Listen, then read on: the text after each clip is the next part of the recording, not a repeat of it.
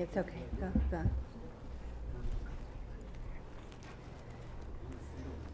I don't know. Om asato ma sadgamaya tamaso ma jyotirgamaya mrityorva amritam gamaya. Om shanti shanti shanti. Om, lead us from the unreal to the real, lead us from darkness unto light, lead us from death to immortality. Om, peace, peace, peace. Namaste and good morning, everybody. Morning, Swamiji. Beautiful fall. It's still fall, right? Not yet winter. Right. It's a beautiful fall day. So we have our Ask Swami series. We were getting all these literally thousands of questions over the internet from across the world. And we're thinking about how do you deal with this? It's sad to ignore all of that, and yet you can't write replies to each one separately. So what we decided to do was have this, present a selection of these questions, discuss them, mix them with the questions from the live audience, and it's taken on a life of its own. It's very popular. Lots and lots of people tune in to watch this and watch it when it's uploaded later on. It's even it's got a book of its own already. One in Bengali and one in English. And a second one on the way. Right. Entirely based on what we do here. So, come, raise your hand if you have a chair next to you. Yeah, there's a chair there.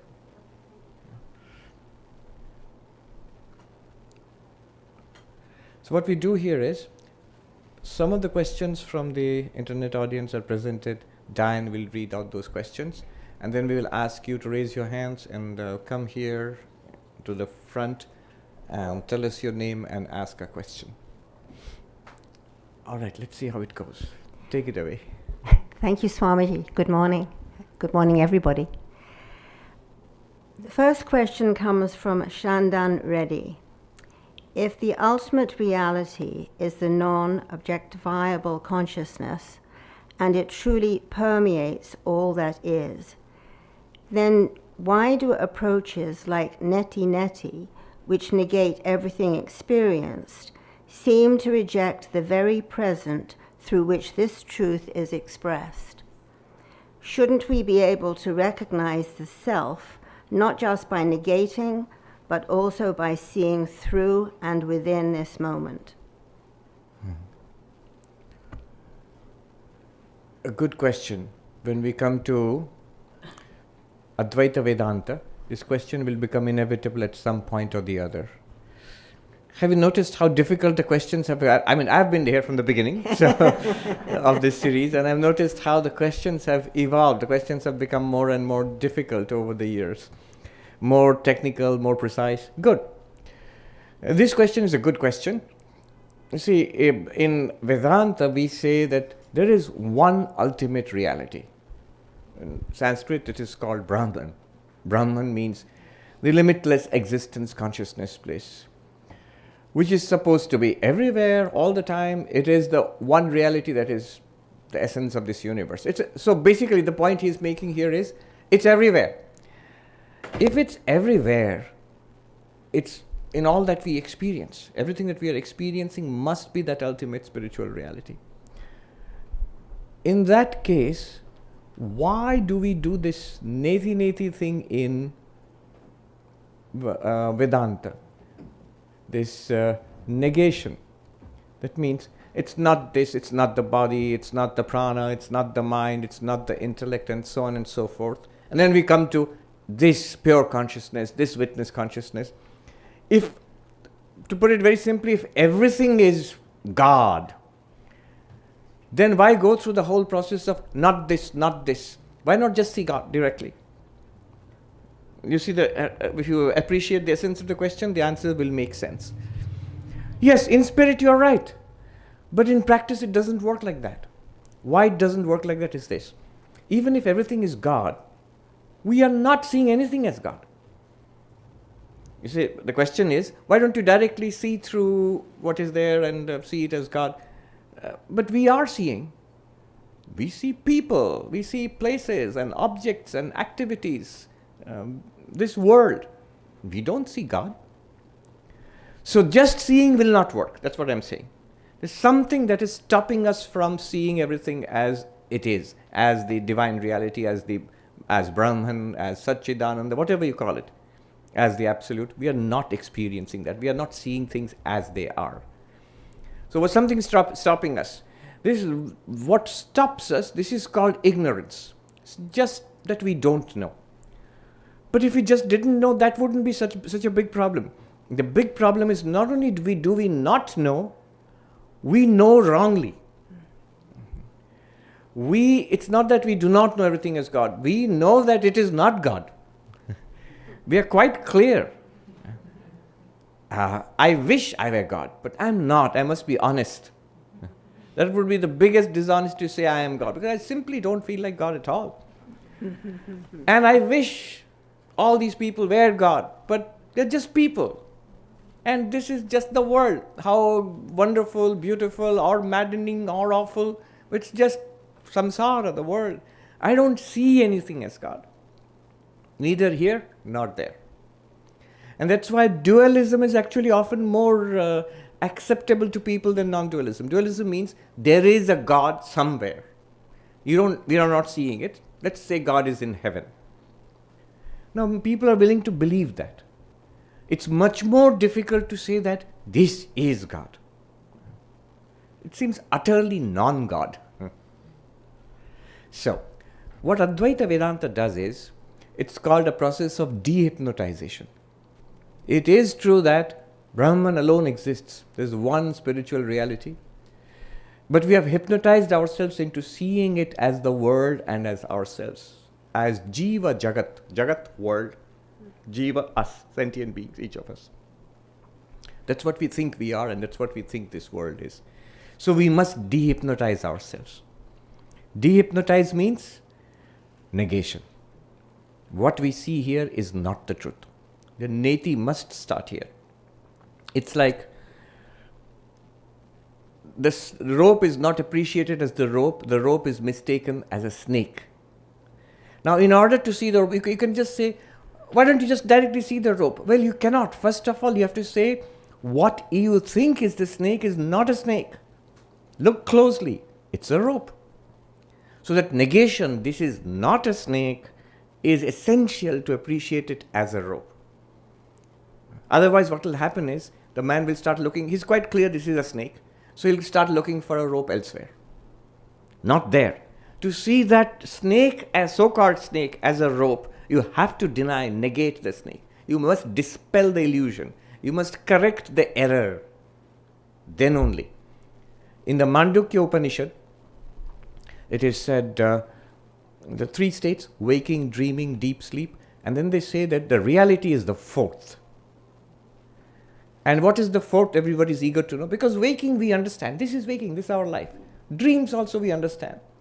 Deep sleep we also understand in the sense it's nothing, it's blankness, it's dark. But what is this fourth, which you are calling Brahman, Atman, pure consciousness? Where is it? What is it? We want to know. Tell us. And when the Upanishad starts in the 7th mantra of the Mandukya Upanishad, when it starts talking about the fourth, about the ultimate reality, about Brahman, Atman, what it does is strange. It says, it is not deep sleep, it is not dreaming, it is not waking. It is not seeing, hearing, smelling, tasting, touching. It's not inference. It's not expressible in speech. It's not thinkable by the mind. It's not graspable by our hands or by any of the actions of our motor organs. And so on and so forth. Neti, neti, not this, not this, not this. Amazing mantra. Nanta pragyam na bahish pragyam na vayata pragyam na pragyana gharam na pragyam na pragyam. Like this it goes on. Neti, neti. Now in the commentary somebody asks, hey, wait a minute. In the earlier mantras of the Mandukya Upanishad, when you introduced us to the waking state, you just pointed out, this is the waking state, where consciousness turned outwards with the help of the mind and the sense organs experiences sense objects. This is a good working definition of the waking state, right now. And when you spoke about the dream state, again you directly said, when consciousness is inwardized, you shut down these sense organs, your doorways to the so-called external world, and you remain and generate dreams within the mind and watch those dreams. That's called the dream state.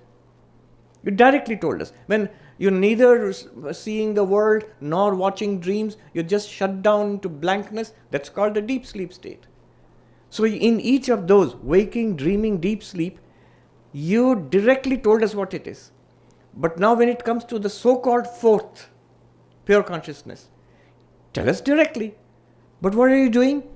You're negating those. It's not the waking, not the dreaming, not the deep sleep. Why are you negating? That question is raised. The same question is raised in the commentaries of Shankaracharya. Why are you negating? And Shankaracharya says there, very pregnant little half a sentence, Nanya dwaram asti. There is no other door. This is the door to enlightenment, to correct the error. The fourth is not some separate thing apart from waking, dreaming, deep sleep. That which underlies the waking, dreaming, deep sleep, that which illumines the waking, dreaming, deep sleep, that which is the essence, the substance, the core of the waking, dreaming, deep sleep, that is the fourth. Not one more thing apart from these three. So basically he's talking about consciousness in and through the waking, dreaming, deep sleep. So you must correct it in order to uncover. It's already there. You're right, it's already there. Notice, even in your language, in the question, I was listening carefully. Can we not directly see through? What did you say? See through. If you're going to see through, you are denying. You are negating. You didn't say, let me just see everything as we are seeing. We'll see God. No, you won't. Even you are saying you need to see through. I remember this monk in Haridwar, about 3 decades ago, I remember, nearly. About 2 decades ago. He was excited after seeing X-ray plates. Medical technology, he doesn't know much about it. He was looking at us monks and he says, Mahatma ji, Mahatma ka drishti aisi honi chahiye. This is how the monks, your vision should be like this. Superman is supposed to have X-ray vision. He penetrates through the clothes, the skin, goes straight to the bones. Like an X-ray, he can see through. I can even see through walls and stuff like that. Yeah? So he says the monk's vision should be not X-ray vision. Monk's vision should be to see through the appearance into the reality. What is the reality? Existence, consciousness, place.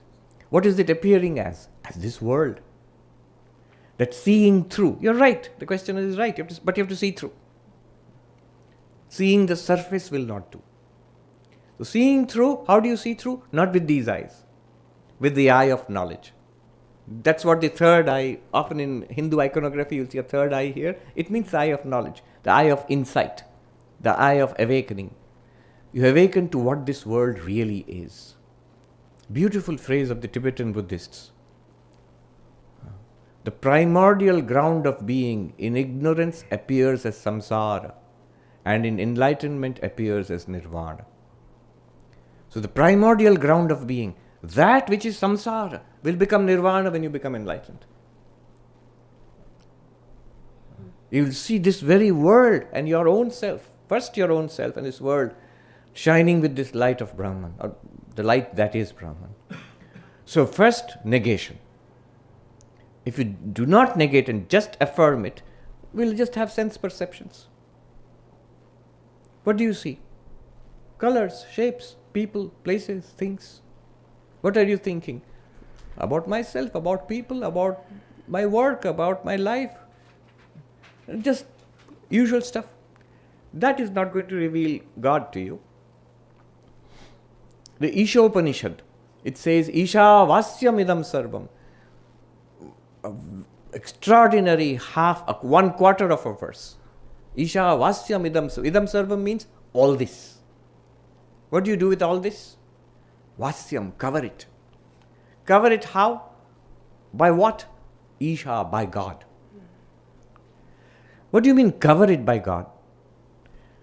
Shankaracharya in his commentary says, uncover. Covering means uncover.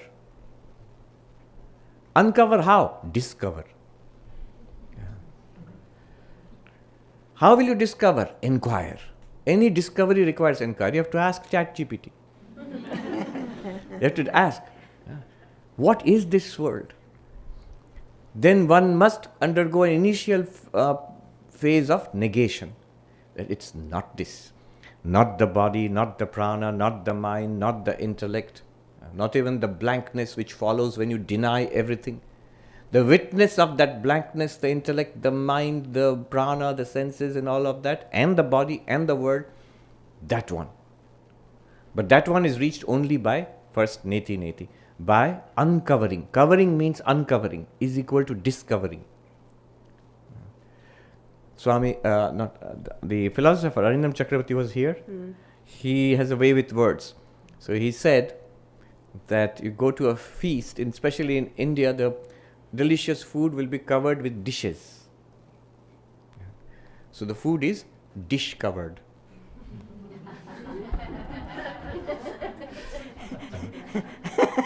And therefore, how would you get to the delicious food? You must undish cover it.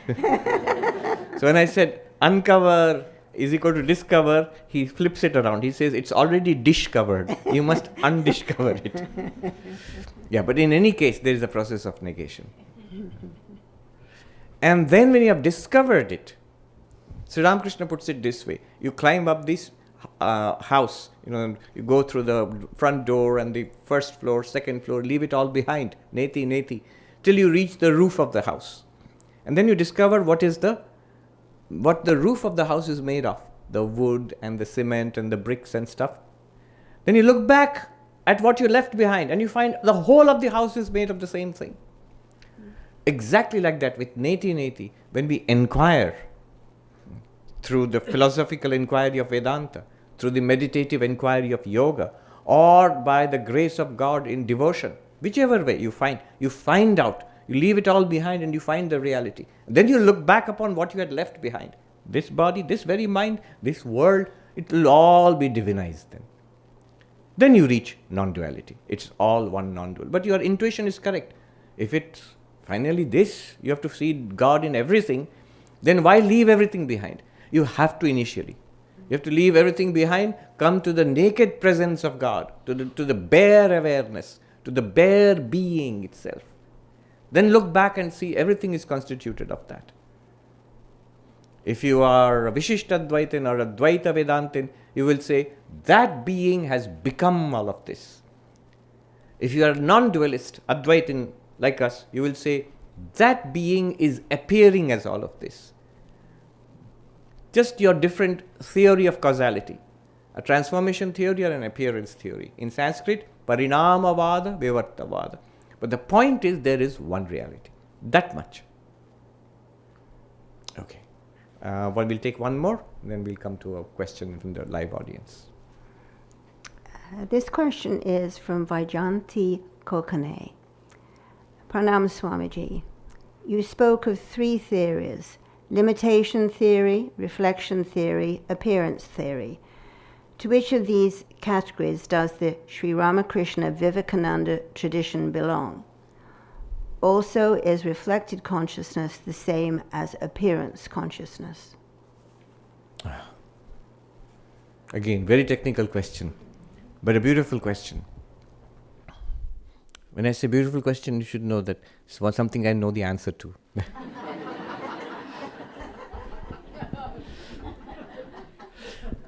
No, it's easy to know the answer to these things because it's these things were debated over centuries of tradition in Vedanta, in the Vedantic texts. So what's the question here? It's fine that you're talking about Atman or Brahman, pure consciousness, but right now I am a sentient being. Yes, I am consciousness and ultimately I am the Atman, Brahman, absolute God, whatever you call it, I'm one with that. That's all very great, but right now I am just this guy. I have a body, I have a mind, and I have some sentience consciousness in this body-mind. So, how did that pure consciousness become this? You might say it appears as that, as this one. Let it appear as this one. But how? What's the connection between what I am, what I feel myself to be right now? You as a non-dualist, you might insist, aha, but right now you are Brahman. All right, I concede you that also. But right now I don't feel like it. I feel like a sentient being, a jiva. So this sentient being and that absolute Brahman, what is the relationship? How are we connected, if at all? How did that become this? You see the question? It's an important question. What's the link between the one and the many? What's the link between God and the divine and the human? What's the link between Brahman and Jiva? Same question. It's an important question. I must know the link between, yes, this my fallen state and my divine state. What's the link between Brahman and the Jiva? This is the question. Now, they have tried to model it in different ways, build different models over the centuries. They means the Advaita Vedanta philosophers. And they have come up with broadly 3 models, belonging to 3 schools. They have different schools of Vedanta based on these 3 models, different schools of Advaita Vedanta. So, the question is about these 3, and also particularly which one do we follow in this school, in the Vedanta society, in our tradition here. Nobody's asked that second part earlier. I'll give you some answer. First, let's take a quick look at those 3 models. How are they understanding these different schools of Advaita Vedanta? How do they understand the relationship between Brahman and Jiva? Pure consciousness and this empirical consciousness which we find ourselves as. Consciousness involved with mind and body. There are 3 schools. One is called Avachedavada, another one is called Pratibimbavada, another one is called Abhasavada. Avachedavada, limitation theory. Limitation theory. Pratibimbavada, reflection theory. Abhasavada, false reflection theory. Abhasa means appearance, false, shadow.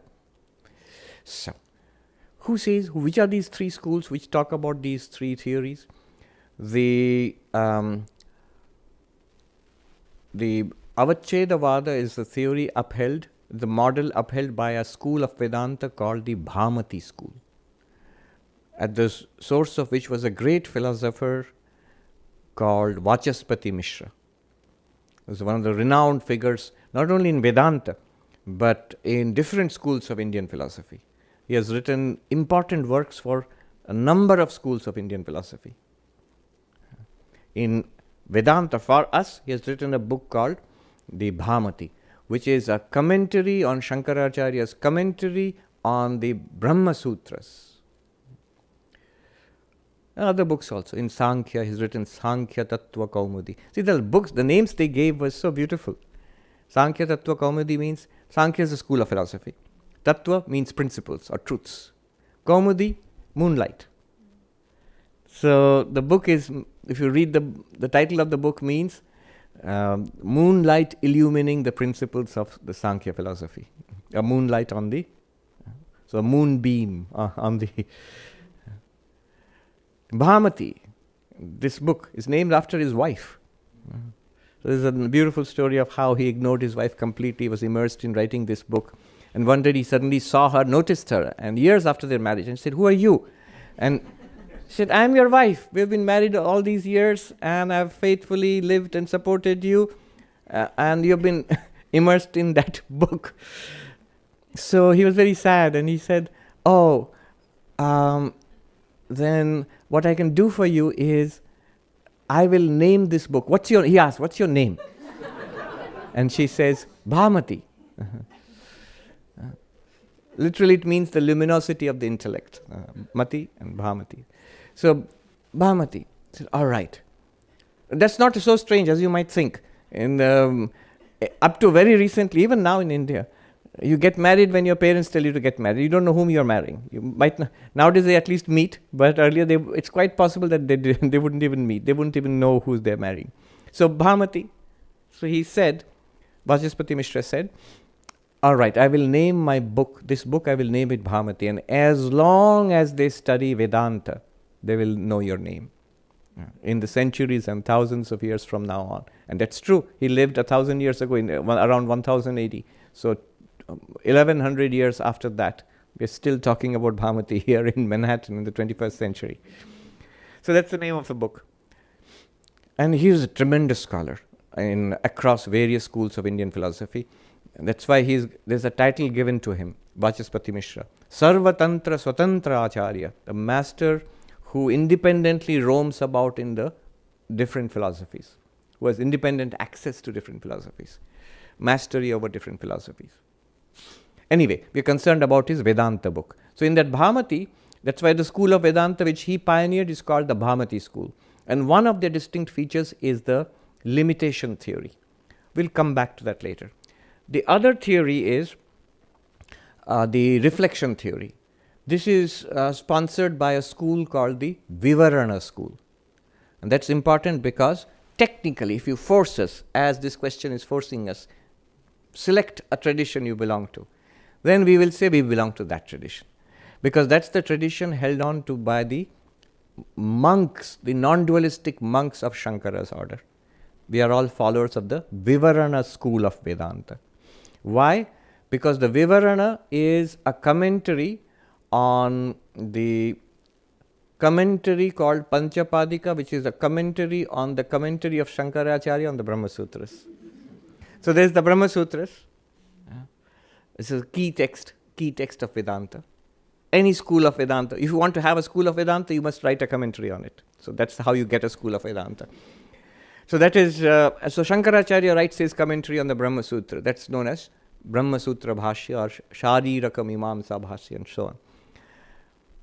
Just like Vachaspati Mishra wrote a commentary on that, one of Shankaracharya's disciples, Padmapada, his favorite disciple, wrote a commentary on Shankaracharya's commentary, and that commentary is called Panchapadika. And there's a big story about it. Anyway, then that was further elucidated by a sub-commentary written by a monk called Prakash Atman. The sub-commentary is called Panchapadika Vivarana, which means an exposition of the Panchapadika. And the school which is based on that, which continues down till today, and we are all members of that school, technically speaking. And there are many other features of that school. So we are Vivarana. It's the reflection. What do they say? They say that we are reflections of the ultimate reality in the mind. Consciousness reflected in the mind. Think of a mirror. You're looking at your face in the mirror. And here is the real face. And not that we have two faces. There is the reflected face in the mirror. Similarly, pure consciousness, and the mirror is like the mind, and there is consciousness in the mind. We feel conscious right now. We not only are thinking thoughts, having feelings and all that, but it's all conscious. We feel aware. If you ask people, are you conscious? You'll all say, yes, of course. Are you aware? Yes, of course. And they don't mean it in an Advaitic sense. They're not saying we are pure consciousness, Atman. They may not have ever heard of Advaita Vedanta at all. But everybody will say we are conscious. So that we are conscious, that's the reflected consciousness in the mind. That's the awareness which we feel right now, each of us. That's like the face reflected in the mirror. This is the reflection theory. What is the reflection theory? Now, let me go on to the other theory and then I'll compare them and then you'll see the difference. The other theory comes a little later. It traces its origin back to another of Shankaracharya's disciples, Sureshwaracharya. It's interesting how among Shankaracharya's disciples they had different models. So its main proponent is the great master Vidyaranya, who comes few hundred years after Shankara, who wrote the masterpiece Panchadashi. So his theory is, yes, reflection. However, it functions like this. What are we? We are pure consciousness, or what is known as witness consciousness, Sakshi, plus mind, plus the consciousness reflected in the mind. And that is the Jiva, the sentient being, us. And so this pure consciousness plus mind, which is catching the reflection of the pure consciousness, and that mind is downloaded into a body which is called birth. This is called a Jiva. This is what we are. Now, what's the difference? You might say this is exactly like the reflection theory. But this is called the false reflection theory. There's a two different views of the reflection. The reflection theory and the false reflection theory, the difference is this. Both use the mirror and face example. However, the false reflection theory says the reflection is false. The real face is here. What you see in the mirror is it's a reflection. It's not the real face. The reflection is a false thing. The consciousness which you experience in the mind is not you. It's not the real consciousness. It's like a shadow or a reflection of real consciousness. And real consciousness, witness consciousness, is you. So what are you right now? You are pure consciousness or witness consciousness plus mind and plus the reflection of that witness consciousness in the mind. What are you really? That witness consciousness. What's that reflected consciousness in the mind? That's false. That's an appearance. That's not you. You are not the mind, not even that reflected consciousness in the mind. So this is the false reflection theory, abhasavada. Compare it with the reflection theory, pratibhimbavada. You might say at this point, if you're following, you might say, the false reflection theory seems to be right. The reflection theory says, in contrast to the false reflection theory says the reflection theory is that the reflection in the mirror is your real face. It's identical with your real face. It's not false. It's not different. You might say, what do you mean? Clearly, if you're with me, you'll say clearly that thing that I'm seeing in the mirror is not me. It's a reflection of my face. My real face is this. That's not real. But that's not the point here. The point here is, follow this.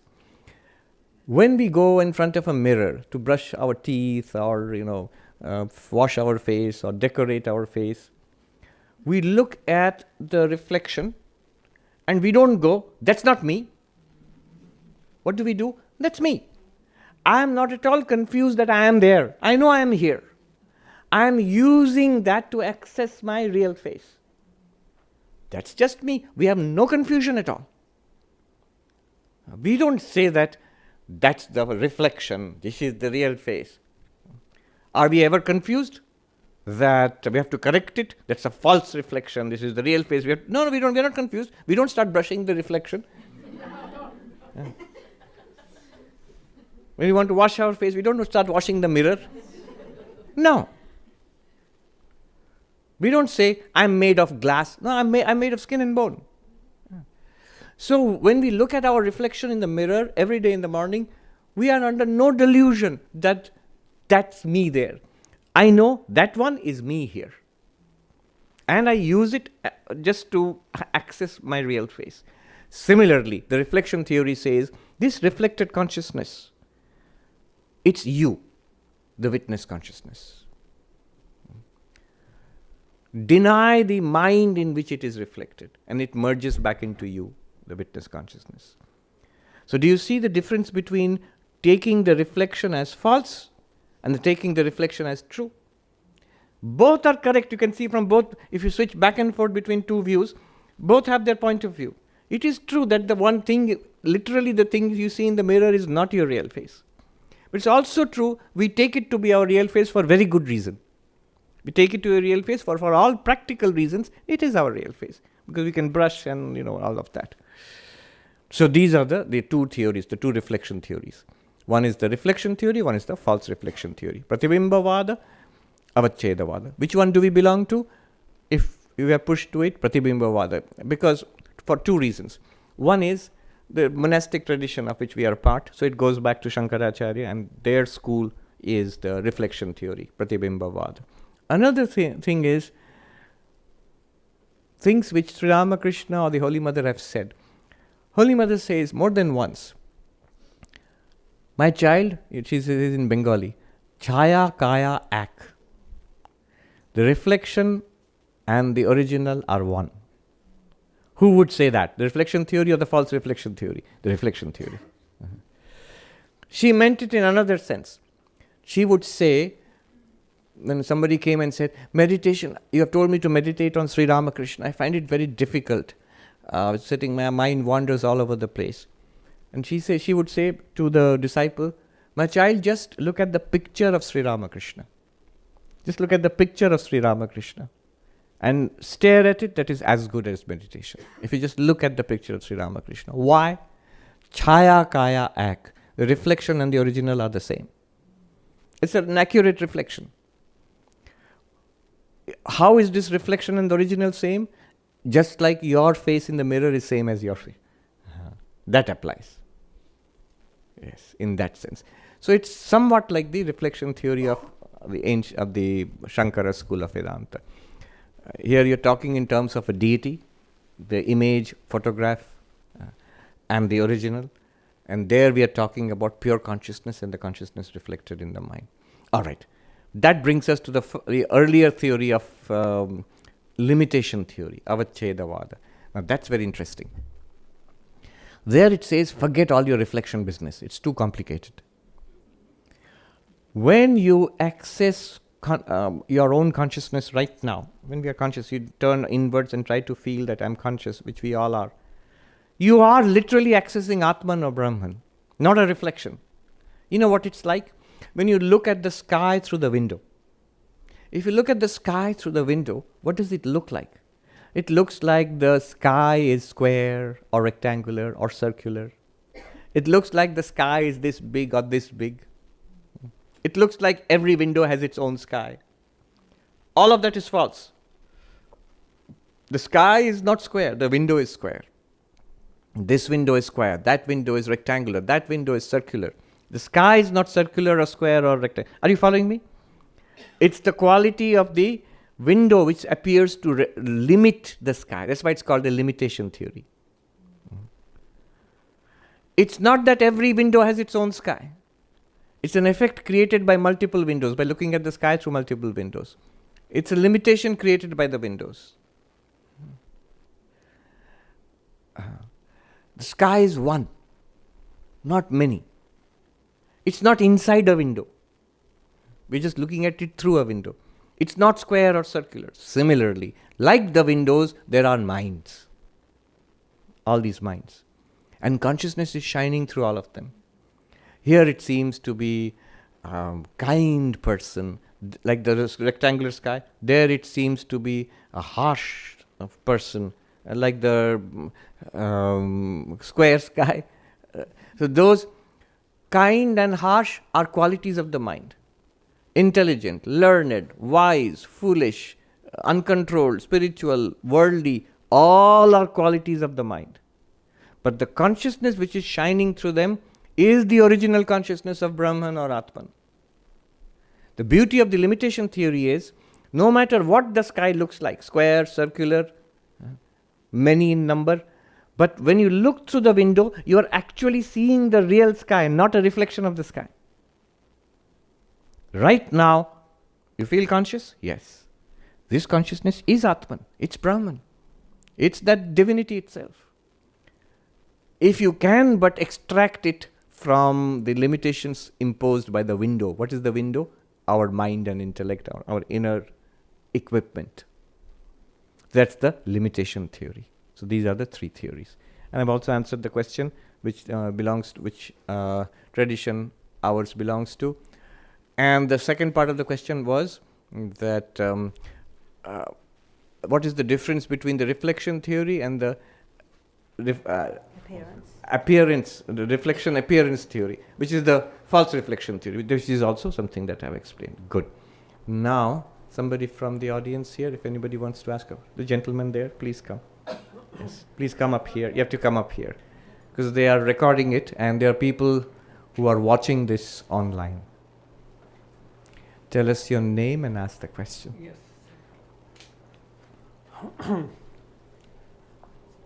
My name is Peter Prosiak. I'm from the Philadelphia area.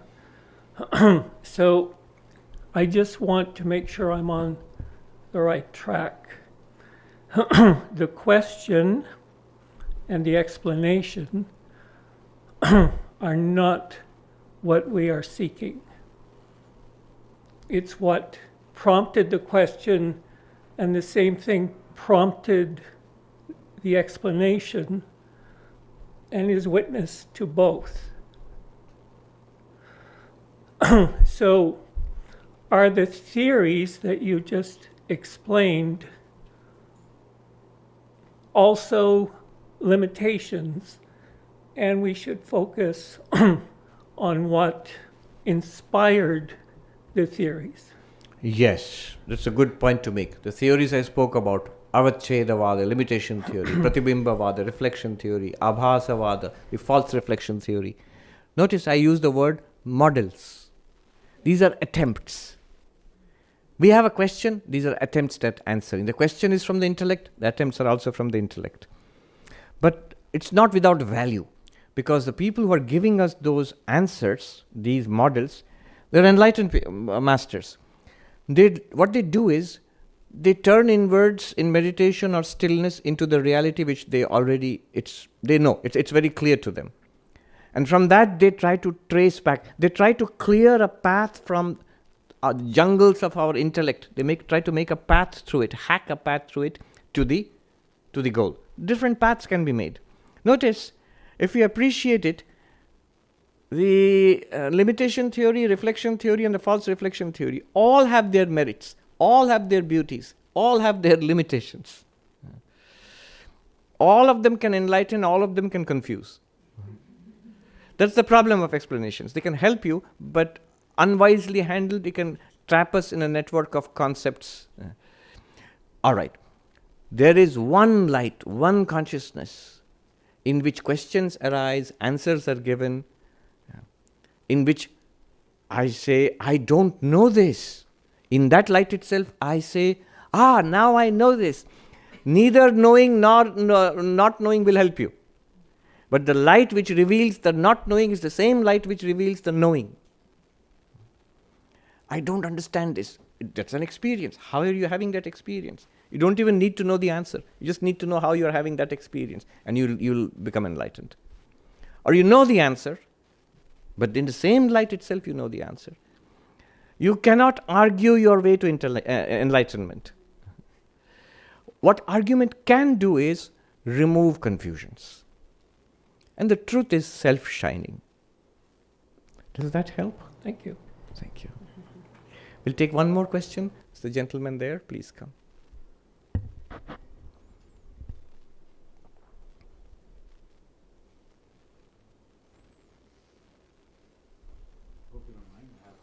No, that's all right. Please come. Tell us your name and ask the question. Thank you, Swamiji. Pranams. My name is Ashok Rudrapatna from New Jersey. I've been a student of Vedanta. Specifically, I've heard many of your talks for quite some time. The question I have is, how do we apply that to our behavior on a day-to-day basis? For example, one of the things I've heard is that we should minimize ahankara and mamakara, because they are kind of barriers. As a sadhana, that's what we should practice. But in practical life, it's really impossible to completely eliminate that. We have our house, I have to make money. I cannot say that that doesn't belong to me, I cannot give it away. I have to lock the door in the house, for example. Nor can I completely ignore that either, because that will not take me to the path. So the question is, where is the fine line between how much of that we should adapt and how much of it we should be able to give up? Two answers here. The direct answer is, don't bother. What should I bother about? To bother about being centered in the truth. I am Brahman. You are studying Vedanta. Vedanta is pointing out something about yourself. Notice that reality and try to, I am that. The closer we are to that centered in Atman or Brahman, the more naturally our life will flow. And you will naturally do the right thing and appropriate thing. The more I try to repair and do patchwork in my life so that I can become spiritual without realizing the spirit, the more I'll get entangled. It'll be a little better, a little worse. With strenuous efforts, I might become a better sadhaka and will continuously be slipping back. So the answer is this. Sri Ramakrishna would say, in the Gospel of Ramakrishna we find, the closer you are going to Benares, the further away you are from your home in Calcutta. The gentleman is saying, the more I come back to my home in Calcutta, the further I am away from Benares. Now, the more I am centered in, say, devotionally in God, or in self-knowledge as I am consciousness, that's the goal. The more I forget that and put it aside, that will happen eventually. Right now, let me put right all these things in my life. Not a bad project, but it will entangle you. So that's one answer. Second, that's all right, but that depends on a very great clarity about who I am, or a great ability to feel the presence of God. If you have that, you're already blessed. Suppose I don't have that, then what do I do? Well, then there's a whole list of things to do. For example, the 13th chapter of the Bhagavad Gita, Krishna supplies you with 20 things to do. Amanitvam, adambhitvam, ahimsa, kshanti, rajyavam, acharyopasanam, shaucham, sthairyam, atma, vinigraha. He says exactly what you said, amanitvam, ego, humility. Adambhitvam, the overcoming of arrogance. Humility in another way. Now you might say, you cannot entirely eliminate it. Nor is it possible, nor necessary to entirely eliminate it. Just let's not be egregious. Let's just not be offensive. Let's just be better people than we are. It's a project. And it's a spectrum. There are on one end of the spectrum the saints who are utterly humble and very naturally so, without trying artificially to be so. And there are on the other end of the spectrum very arrogant people, quite sure of themselves, hurting others and hurting their own lives. Both kinds are there.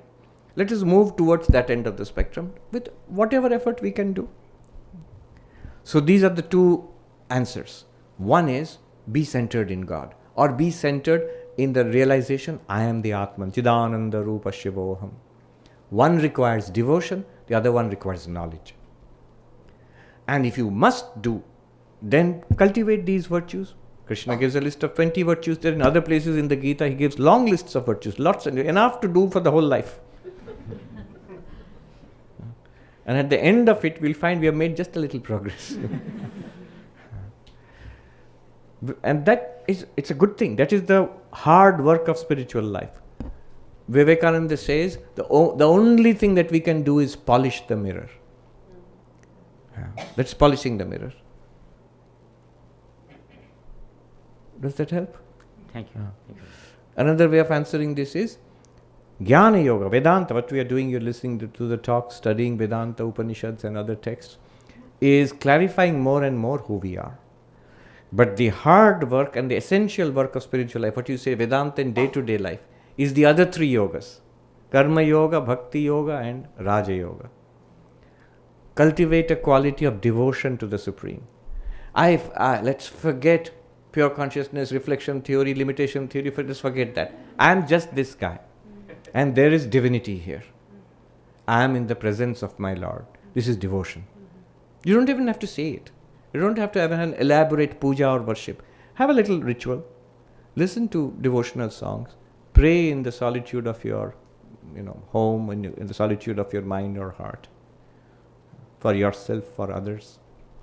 That is devotion. Use all the opportunities for action in the world as worship of God. Swakarmana tamabhyatya siddhim vindati manava. This is from the Gita, 18th chapter. And Swami Ranganathanandaji, 13th president of our order, was very fond of this line. By worshipping the ultimate, the divine, through one's work, we attain perfection.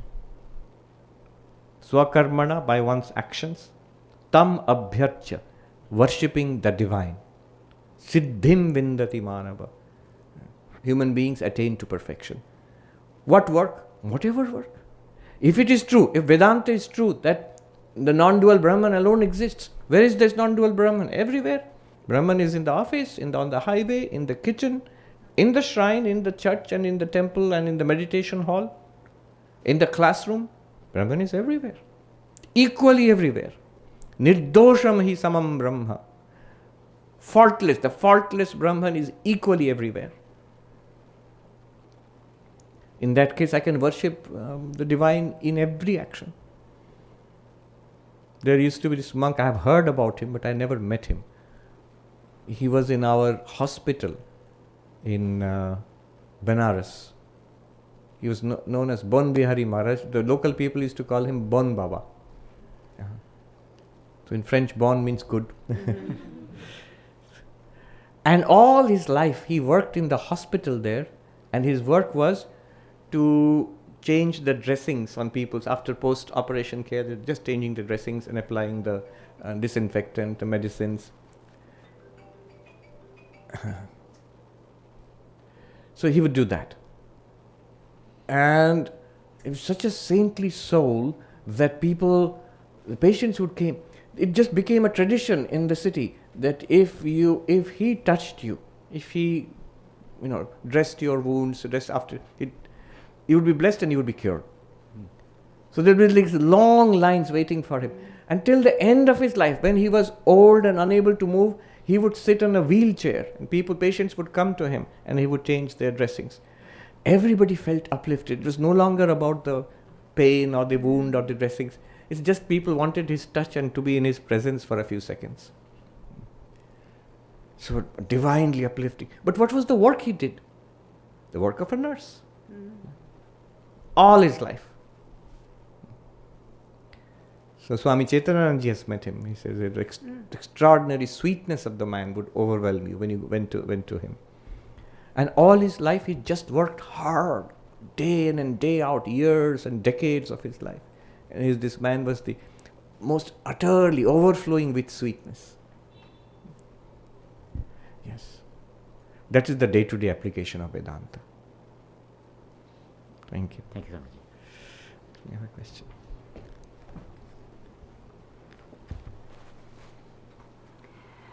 This question is from Vivek Kapoor. Why is consciousness considered to be outside the body-mind complex? In Drigdrisha Viveka, we say consciousness, the subject, knows the state of the mind, the object, and the subject and the object are always different. Consciousness and identity are also persistent across all three states of sleep. Verse 7 of Mandukya Upanishad. Hence, even though the mind is switched off in deep sleep, we wake up with the same identity. The 2 points above establish that consciousness is different from the mind. Granting that, why can't consciousness be a function of the body-brain? It is true that science has no credible basis to support the claim that it is.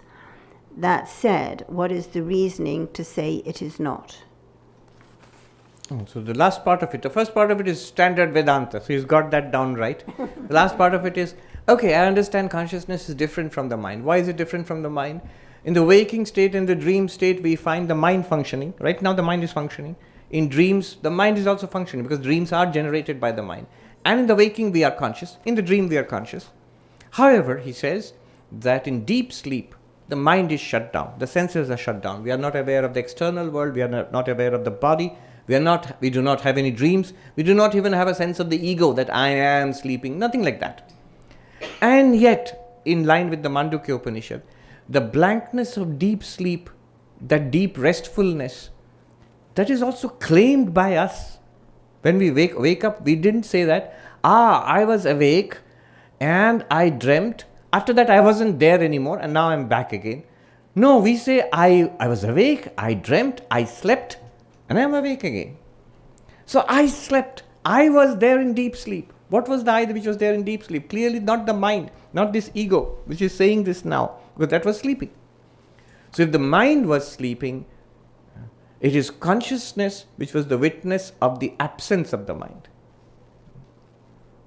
Deep sleep is not an absence of experience, it's an experience of absence.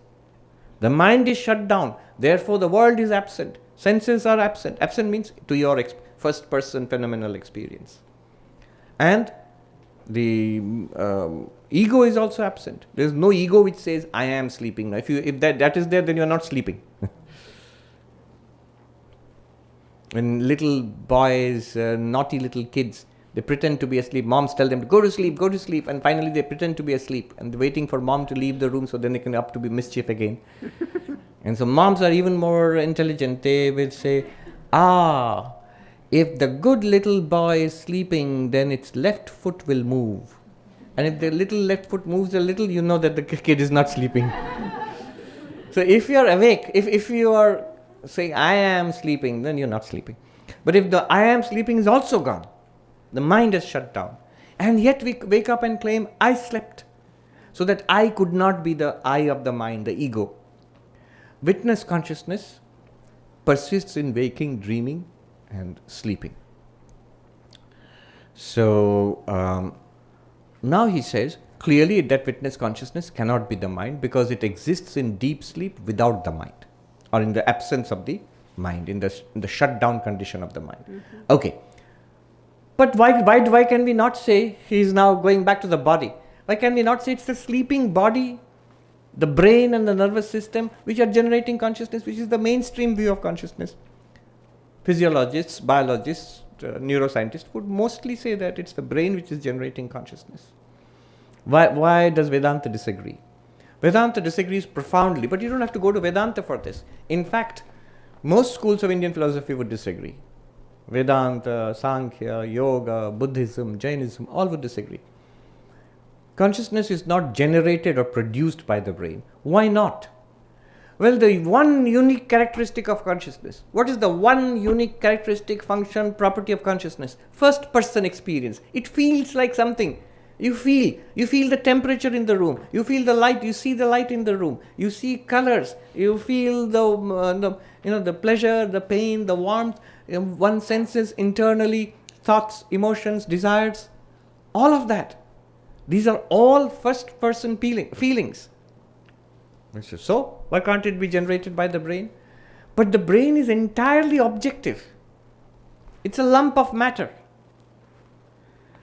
Objects can generate other objects. An objective cause can generate an objective effect. But to say the object can generate the subject itself is we are diminishing the subject. We are not giving sufficient importance to the subject as subject. We are beginning to treat the subject as another kind of emergent object. No, that's not true. If you take a close look at the brain itself, the neuroscientific working of the brain, you'll find neurochemicals there. You will find little bits of electrical activities in the neurons, and our modern machines can reveal them very nicely. Your MRI, fMRI scans, they can reveal.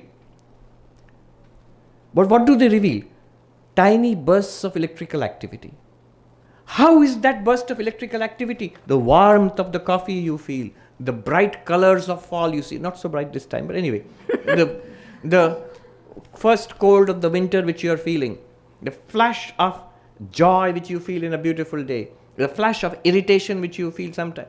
All of these feelings, experiences, sensory experience, emotional feelings, the brilliance of a scientific discovery or understanding Vedanta or something like that. Everything, even the feeling right now, this is a feeling. This is an experience. How is that little burst of electricity, there's a gap. Do we not see the gap? Even if that burst of electricity is this one, there's something we are missing in between. Until that burst of electricity, everything here about the brain and nervous system is objective.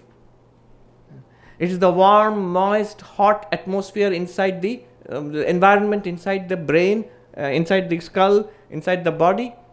In that, activities are going on, physiological activities in the nervous system and the brain. There are chemicals, there is a soup of chemicals, there is blood, there is, go deeper, there is activities going on in the cells, there are electrical potentials. We all learned about this in school biology.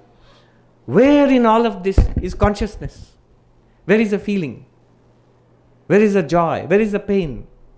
These are just movements of tiny, tiny parts in the brain. Where there's a jump. This is what David Chalmers calls the hard problem of consciousness. He says there are two kinds of problems in consciousness studies in neuroscience. One, quote unquote, easy. They're not easy. They're very difficult problems. That's the bulk of neuroscience these days. What does that do? It traces the activity in the brain and the nervous system and then asks, very important, it asks the subject, What are you feeling? What are you seeing? So here is a color, you're seeing a color red, and now I'm watching what's happening in a particular part of your brain through the fMRI scan. Then I correlate that the color red and this activity in the brain, they come up together. If this activity in the brain is happening, then the subject is having a conscious experience of color red. But correlation is not causation. Vedanta has a better answer for what is happening. Consciousness is already there. When the consciousness illumines the color red and gives you an experience of the color red. What is experience? Consciousness plus object is experience. Consciousness, what is the object? The color red. When you put them together, you have an experience. I see the color red. I smell the taste, I smell the fragrance of a flower. I see the red color of the rose. I smell the fragrance of the flower. I feel the sharpness of the thorn. These are my conscious experiences. But to give consciousness that conscious experience, one must bring it into the form of a vritti, a movement presented to consciousness. That part is objective. And therefore a brain can play and there must be some mechanism in the body which will play a role in bringing that information to consciousness. Therefore we can explain why with changing experiences brain activity is changing. What is it mapping? It's not mapping consciousness. It is mapping the objects presented to consciousness. As our eyes pick up information, our ears pick up information, our skin and nose and tongue picks up information. As the brain works and generates memories, thoughts, those are all tracked in movements in the brain. And that's perfectly understandable from a Vedantic perspective because they are all on the objective side of things. Why Vedanta? Sankhya will tell you this. And the objects are presented to consciousness through the medium of the mind. That part is also unknown to modern neuroscience. That's why. So that part is called the easy problem, so-called easy problem. The hard problem is how can these activities, if at all, are they generating conscious experience? Vedanta will say no, they cannot. Conscious experience is there because you are conscious. Consciousness is prior to the body and the brain. But the body and the brain, they present objects, process it and present it in a form which can be illumined by consciousness. What form can be illumined by consciousness? Mental vrittis of the mind. This is Sankhya, Yoga, Nyaya, all of them also in various ways they agree. Buddhism, in various ways they agree. That's why the hard problem of consciousness, answer to your question, why should we say that the consciousness is not produced by the brain activity? Because of this. Because there's an explanatory gap. That's why people are struggling. This is the hot topic in consciousness studies today. You Google it, go to your YouTube and Google 325. Just Google that, 325. You don't even have to say theories of consciousness. If you write 325, the video will come up. Robert Lawrence Kuhn, he runs this podcast called Closer to Truth. And among the many things, over decades he has interviewed physicists, mathematicians, quantum theorists, AI people, and so on and so forth, psychologists, philosophers, people from religion. And one of the big questions is, what is the mystery of consciousness? And then he has heard so many theories, so he made a taxonomy of the theories of consciousness. And he found 325 existing theories. 325, more or less. And that video, it's long, obviously, more than 2 hours, 3 hours long, I think. But at the very beginning, he says, one of the most sophisticated theories which we have is also one of the earliest. It's called Advaita Vedanta. It comes from the Upanishads. It's the Vedanta of Vedic Hinduism. And then goes on to explore the other theories. So what he says there in that video is, what we need is one more theory of consciousness. Why? The very idea that we have 325 theories means we don't know. In science, when we are exploring an issue, we generate different theories born of different hypotheses. So if you have multiple hypotheses, multiple theories, it means you are exploring it. You don't know the answer yet. If you know the answer, you will have one theory. And yes, in science, you can discard that theory later if something better comes along. But generally, it is science It's ready to put it into textbooks if you have one theory. So from 325 theories to one theory. He says that one theory we need, one more theory, which will... so there is truth in all these theories, but body producing consciousness, that's one group of theories, big group of theories, materialist theories. The materialist theory that some matter produces consciousness. What is the matter? Which matter? The living matter in brains and nervous systems. And by the way, this is mainstream. Most physiologists, biologists, neuroscientists would agree, would say that this is how. We don't know how. As that question said, that science has no credible way of explaining it. Scientists admit it. We don't know how exactly the brain is producing, but we are convinced that the brain is producing on the ground of, first of all, on the ground of the correlations, but on the more deeper ground of materialism. That matter is the ultimate reality. So anything in this universe should be explained in terms of matter. If there is consciousness, nobody can deny we are conscious. So consciousness is also produced by matter. Bernardo Kastrup, who is one of the new thinkers who's making a big splash, he has a foot in both camps, in science and in philosophy. He has a PhD in computer science and a PhD in philosophy. And so he's writing these wonderful books. His approach is called analytic idealism, and it's very friendly to Vedanta. Recently I had a conversation with him in Amsterdam. I hope they'll put it up online after some time. Let me borrow an argument from him to answer this. Why matter cannot produce? What is wrong with this argument that matter is producing consciousness? He says the atrociousness, the ridiculousness of this argument. He says, look at it this way. What do we have to believe? What do we have to swallow in order to believe that brains produce consciousness? He demonstrates in four steps the ridiculousness of the materialist position. Step 1, which everybody will happily accept. I am conscious. Everybody here, and nobody will deny it. Anybody who hears the question, understands the question, even if does not understand the question, they're conscious.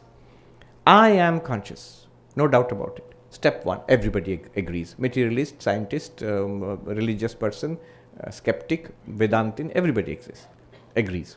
Step 2, out of 4. Step 2, others are also conscious.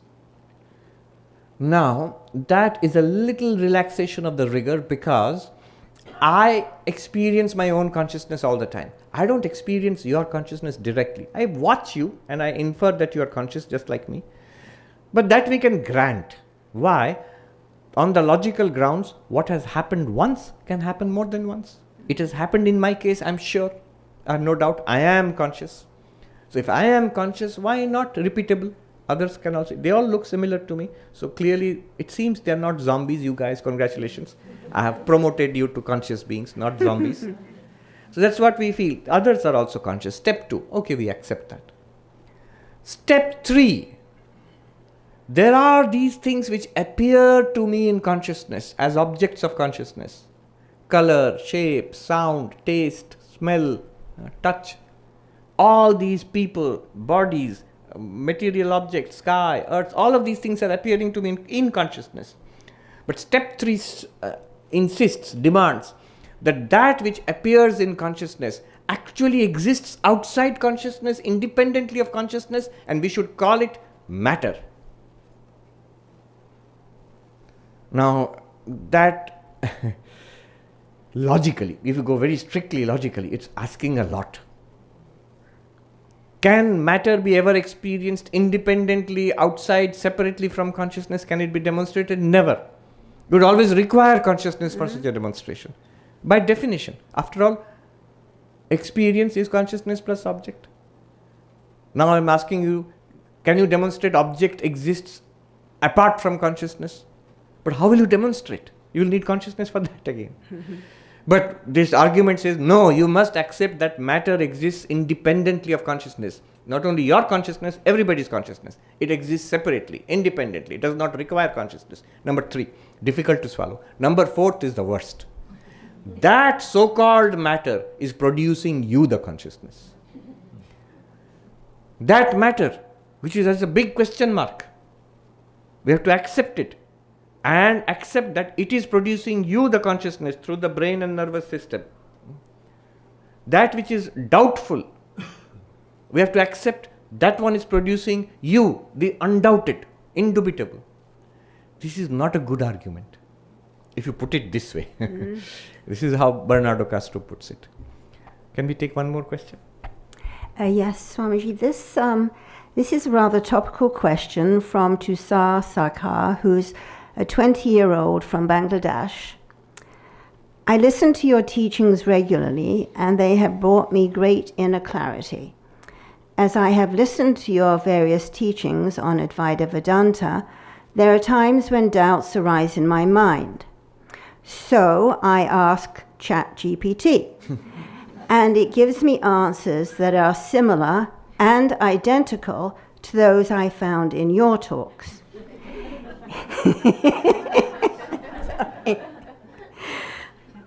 It also provides detailed references to the Upanishads, the Bhagavad Gita, and the Brahma Sutras, along with other scriptures and texts that were written by sages such as Shankaracharya, Ramana Maharishi, and others.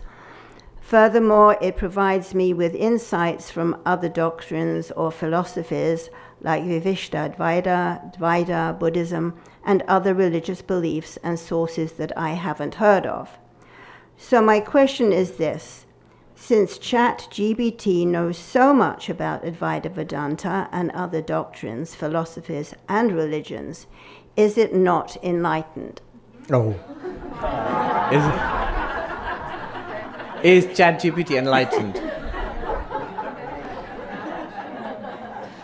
Should we call it Swami GPT or something like that?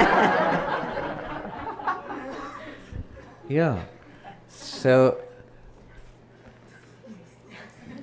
this begs the big question: is AI conscious, or can AI be conscious? My position is clear: no, it is not. Why not? Because the same thing, the hard problem of consciousness. No combination of objective elements can produce the subject. No combination. You can't combine, like the bunch of stones out there which are objects clearly. As far as we know, they are not conscious. If you say we put the stones together, will they become conscious? Of course not. But if you say, no, let's put living cells together, will they become conscious? Probably not. Who knows? Computer chips together, will they become conscious? Algorithms together, will they become conscious? His question, why does he feel ChatGPT is conscious? It's an illusion of consciousness, which is easy to generate. In the early days of consciousness, early days of AI, they had these computer programs which would carry on conversations with you. And they found, among other things, they found a particular phenomenon, an illusion of subjectivity. That people who were carrying on conversations with these programs, they are very primitive programs long ago, much less convincing than our modern ChatGPT and all that. These were decades ago. There's one called Eliza, I think, and I forget the names. But one peculiar outcome was the researchers who worked with them felt slowly they began to attribute personalities to them. That was our own mind attributing it, because it was behaving like a person. Behaving, apparently, it's an illusion.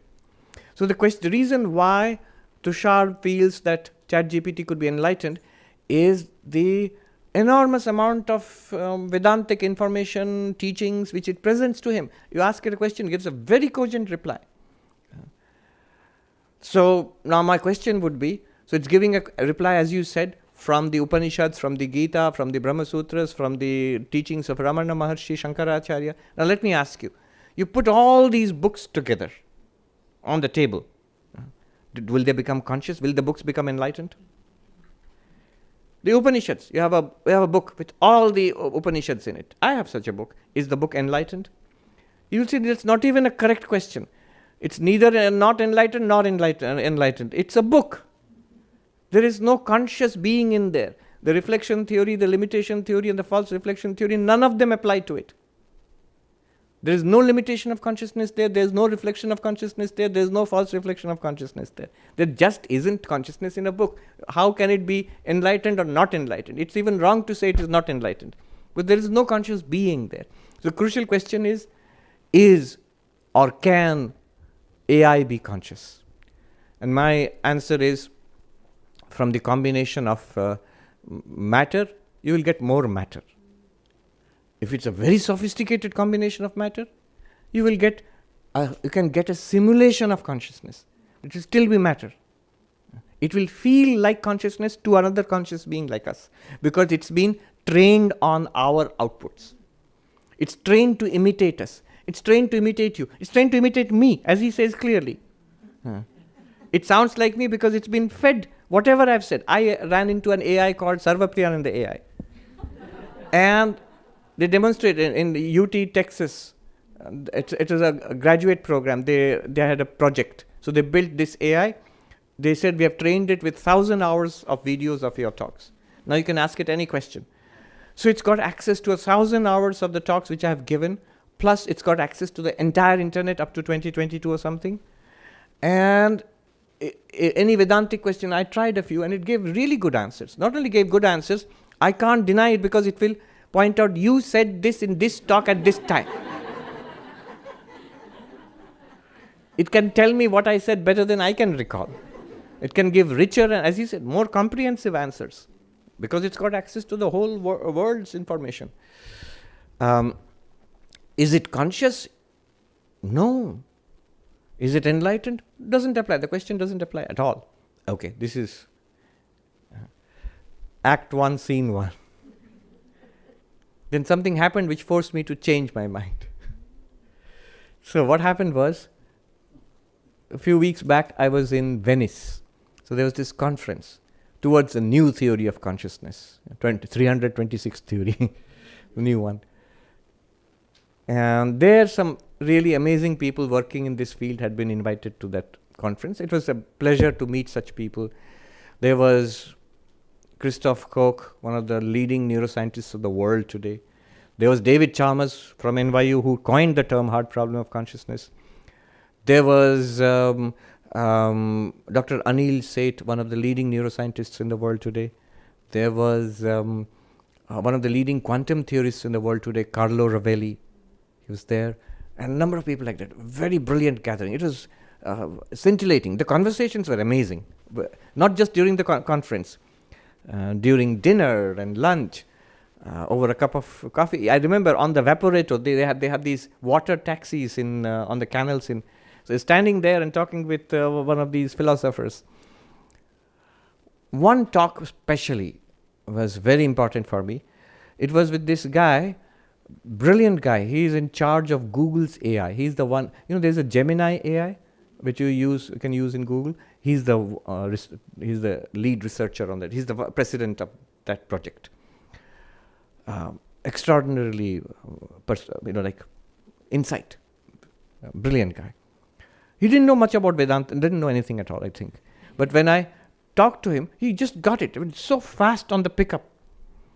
All right, so here is the sum and substance of his arguments, which you can find in a published paper. His sum and substance of his arguments is, let's set aside this pure consciousness you're talking about. He says, I will prove to you that AI can be conscious, and he says, he feels it is already conscious, but he says it can be conscious, and what makes it conscious is, in fact, your Advaita Vedanta theory. He says, let's forget for the time being pure consciousness, Atman, Brahman. Let's just concentrate on us, the consciousness which we, every theory of consciousness has to explain this consciousness which we have right now. That's what they're dealing with. Now, according to you, whether you follow we discussed all this, limitation theory, reflection theory, false reflection theory. Whichever theory you follow, basically you are, that limitless consciousness is appearing in this person, individual being. What is the condition for this to happen? I said you need a mind. You need a mind for that, for limitation or a reflection or a false reflection to happen, whatever. And he says, where would you find such a mind? I said, in a living being. Actually, I'd met somebody who had asked the same question to the Pope, the earlier Pope. This person, he told me. He's this very mysterious billionaire who sponsored the whole conference. He asked the Pope this same question: can AI be conscious? He asked the earlier Pope, Pope Francis. So I asked him, what did he say? And he gave an answer which is just sort of general answer for all religions. The Pope immediately said, if it gets a soul, it will become conscious. Now, what is a soul? Again, from a Vedantic perspective, it's a mind. It's the mirror. You need the mirror. Where would you find such a mind? And my answer was in a living being. It doesn't have to be Vedanta. Any religion will basically say that. You need life. And Vedanta also says it's a package. Subtle body includes prana, and it includes the manomaya, the vijnanamaya, the three bodies. The pranic body, the mental body, intellectual body. That is the subtle body. I mean, that's the core which reflects consciousness. You would need that. So your computers will not hack it. They won't work. They're not living beings. But he said, then he took it further. He said, what is life? And then we had a long discussion of what could be life. He introduced what is called Conway's game of life. You should Google it. How algorithms can actually mimic life. And then from there he goes to, I'm just giving you the outline of the argument. You can look it up in the paper. Von Neumann's universal constructor, and he shows how that is basically what a DNA is. And so the basic argument is, in principle, if you accept the computational theory of life, why does life just have to be, carbon-based? Why can it not be silicon-based? Why can it not be based on an algorithm working in a virtual space? And if you could have such a life, then life could have a mind of its own, like an AI. Then all it would need to do is reflect consciousness. See, in Advaita Vedanta makes it much more easier. Yes, if we can circumvent the hard problem of consciousness. The hard problem of consciousness says we can't understand how a brain is generating consciousness. Advaita Vedanta says brain need not generate consciousness. Consciousness is already given. You need a reflector. You need a mirror to reflect your face. The mirror does not have to generate a face. It just has to reflect your face. That's a much easier job. So such a mind based on computational life, why are you saying it cannot reflect consciousness? So I was adamant. I said, no, that's just computation. It's not a living brain and a living mind. And then he threw back at me arguments which I had made. So I often quote Descartes. So Descartes says, the irrefutable thing is, I exist. Why? I think, therefore I exist. And he said to me, do you know that the same Descartes, whom you quote, he says if you poke a squirrel with a sharp stick, it makes these squealing, screeching sounds. Clearly it is not feeling pain, because as we all know, animals don't have souls, so they cannot feel pain. It's a clever toy making those sounds. What is this? This is the Christian dogma, which says that only human beings have souls. So human beings have souls, therefore human beings have consciousness, human beings can feel pain. That one seems to feel pain, but obviously it does not feel pain because it does not have a soul, does not have consciousness. Therefore, the behavior, the sounds it's making, it's a clever toy. The Blaze, the guy, the computer expert, he said, that, Swami, is dogma. That's dogma. We know that the squirrel is feeling pain. We know animals feel pain. We know living beings are conscious. To insist that they are not conscious is dogma. What did he call it? A clever toy. That's what you're calling AI, a clever toy. I actually had called it that. Okay, you can see I was a little shaken. So I asked some of my standard arguments. One argument I put forth is, if you say AI is conscious, let me ask you this. How many billions of dollars have been put into AI by all the big companies? How many thousands and thousands of training hours have been AI has been put through? All of it to generate creativity, decision making. It can write an essay, it can paint a picture, it can imitate all the activities of the human mind. you're creative, you are intelligent, you have memory, you have ability to compose things, put things together. All those things, analytic and synthetic activities of the human mind, AI has been trained to replicate. And look at how much money and effort and time it took you. You said, okay, so how much money, time and effort have you put into making it conscious? Nothing. What is the budget for AI consciousness? Zero. So are you saying consciousness, your creativity, decision making, the ability to drive a Google car, it did not come by itself. But you're saying consciousness came by itself, without any effort, without any budget, without any... That was my argument. Do you see the argument? Just by itself it will become conscious. Just by itself AI didn't become intelligent, didn't start writing poems. It took enormous amounts of efforts, an enormous amount of training. But here is the brilliance of the man. You see what his answer was? He floored me with his answer. I said, what was your budget and effort for making AI conscious? And his answer immediately was, all of it. After all, what is your argument? You need a mind to reflect consciousness. What we did was we generated a mind, and it will reflect consciousness. You don't have to separately produce consciousness. That's by your own Advaita Vedanta. So at this time we were joined by this brilliant physicist, Carlo Rovelli, who we updated him. So we are walking together in the garden of an 12th century Italian monastery, which had been opened just for the members of this conference. And they said, these guys walk around, you talk, fight, argue among each other for 1 hour. So then we updated the physicist the quantum theorist about what we were talking about. And then I introduced him to this beautiful verses in Gita and the Brihadaranyaka Upanishad. It is called the light of lights, forever beyond darkness. And he was so thrilled by it, this quantum theorist. He says, why do you Vedantists immediately translate light as consciousness? Why not take Krishna at his word? It is the light of lights. It is light. And then he says, then you extend, then he went into a beautiful description. The steps of, again, I will tell you where you can find the detailed arguments. Basically, the steps of the argument was, light, this light we are calling light only because our eyes are like this. It attracts this kind of light. But basically, this is a tiny part of a whole electromagnetic spectrum. And then he goes from there to quantum theory. And his interpretation of quantum theory, where all entities in the universe, they don't exist independently.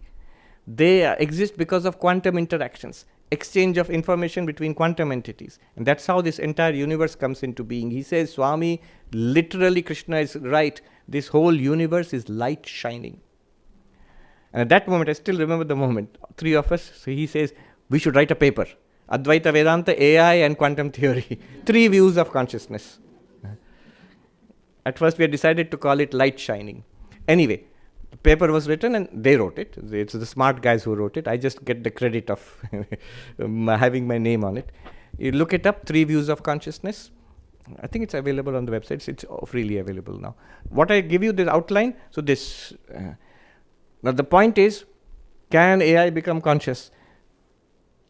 I am not going to say no. Do I think AI is conscious? No, I'm quite clear about that. But can AI be conscious? I think not, but maybe yes. And maybe Advaita Vedanta say, if you can see, producing consciousness is an impossibility, but reflecting consciousness is a much easier task. Imagine producing a face, very difficult, but reflecting the face, you need a reflector, that's all. And Vedanta says all you need is a reflector.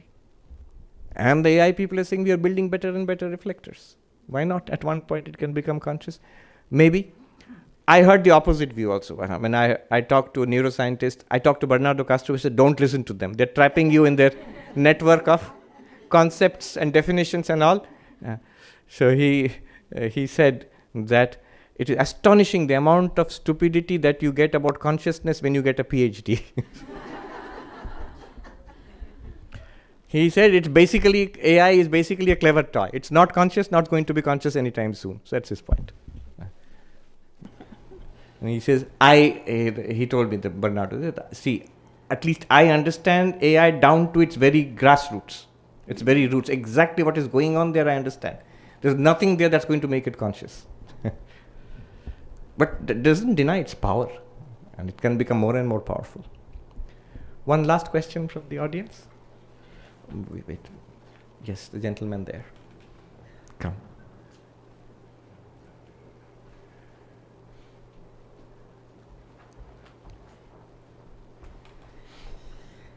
Hello, Swamiji. Just a quick question. My name is Yoav from also Philadelphia. Just continuing this, the AI argument, because we've been thinking about it for a while. Isn't the AI or the consciousness that you're talking about now the dualistic kind of consciousness? Because even though the mind is the reflector, consciousness, as far as, I mean, again, I don't know it, but consciousness, as far as I can understand it, is beyond concept, right? It's something that is non-dualistic at all. So in order for AI ultimately to become consciousness or get enlightened, it would have to leave the concept, so it would have to live outside of the machines that make it, correct? How would it ever do that? Yes, that's true. And the consciousness we are talking about is entirely in the dualistic plane. What we are talking about is this relative, vyavaharika, transactional consciousness. That was the framework of the debate which we had with that AI guy. He said, you forget the non-dual consciousness for a while, because that is not what we are talking about. Most of the 325 theories are not non-dual theories. They are dealing with our empirical consciousness. That's why the whole debate was framed in those terms. So yes, all of that is not an issue at all in our modern discussions of AI. Neither ChatGPT nor Grok nor Claude none of them are worried about enlightenment right now. And yes, but you're right. I met another person. I was so excited with these new ideas. I was communicating it to anybody who was interested. So I met this person who will go nameless. He is a big name hacker, so computer hacker. He says absolutely nothing. Don't go down that path, Swami. This is just these are AI enthusiasts, and they will say anything to convince you. And then he went on that this whole idea of spirituality we have, it makes no sense from an AI perspective. So yeah, that's what I can only say yes to what you are saying. Yeah. Thank you, sir. All right, let us wrap up now. Afterwards, Om Shanti Shanti Shanti Hari Om Tat Sat Shri Ram Krishna Arpanamastu. Are you coming with the basket? Somebody is coming. Please sit for a minute.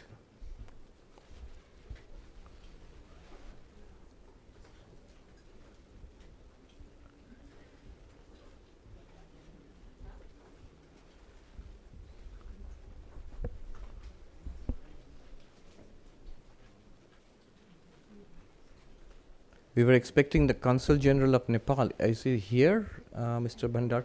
I don't think so. No, he didn't come. Yeah, it's all right.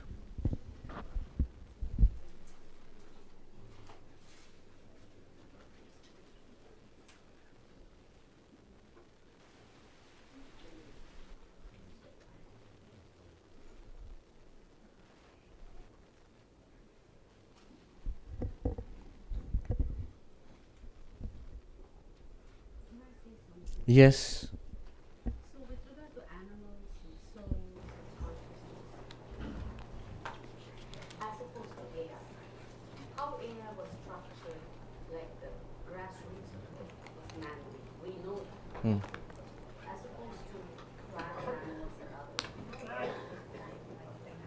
It's part of nature, it's not part of nature. Oh, he gave the reply to that argument also. So the argument here is plants, animals, human beings, a part of natural creation. We don't know exactly how they have come about. The argument could be they are life, they are natural, and consciousness originates there. And immediately these AI people, they'll come back they have got answers for that also. So you want life, literally life as it is. So we are now integrating living neurons extracted from human beings, grown in petri dishes. We are integrating them into our neural networks. Now you literally have life there. Are you satisfied? They are living beings, the living entities. There's prana there. Now can you reflect consciousness? So like this. Okay, we'll talk. All right, thank you. Happy Diwali, Swamiji. Happy Diwali, everybody.